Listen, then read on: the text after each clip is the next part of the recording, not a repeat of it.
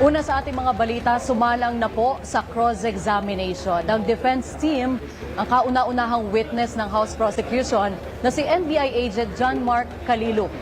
Ito kaugnay pa rin po na nagpapatuloy na impeachment trial ni Vice President Sara Duterte dito sa Senate Impeachment Court. Live mula sa Senado, nakatutok si Daniel Manalastas. Daniel, kamusta ang katlong araw ng impeachment trial?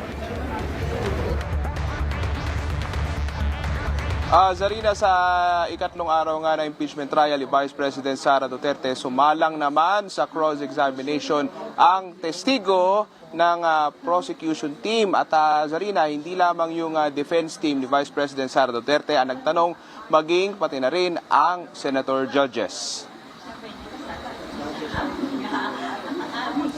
Sa Day 3 ng impeachment trial, binusisi sa paglilitis sa mga pinakawalang testimonya ni NBI Senior Agent John Mark Calilong. Pati mga senator judges, binusisi ang testigo.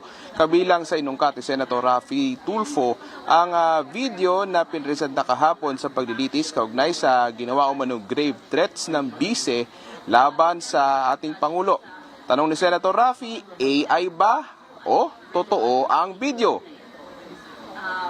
There were concerns, Mr. Witness, whether the videos presented yesterday are AI generated or authentic. So are you experienced enough analyzing whether a video is AI generated or authentic? The video itself, it's 2 hours long. Normally, an AI-generated video will only last a short second, sir. Will you be able to say that the video presented yesterday were AI generated or authentic?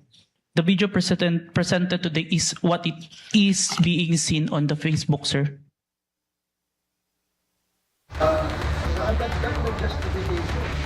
Samantala, Zarina, pinaalalahanan naman ni Senator Judge Chizzy Escudero ang kanyang kapwa Senator Judges na maging maingat sa pagtatanong lalo na kung mapapalabas na ang konklusyon. Tanong naman ni Senator Judge Joel Villanueva, paano na-assess ang banta laban sa Pangulo?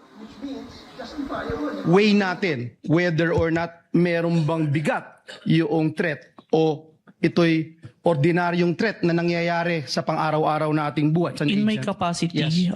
what of the consideration if it's a active threat, if it's the one giving the threat is capable of doing so?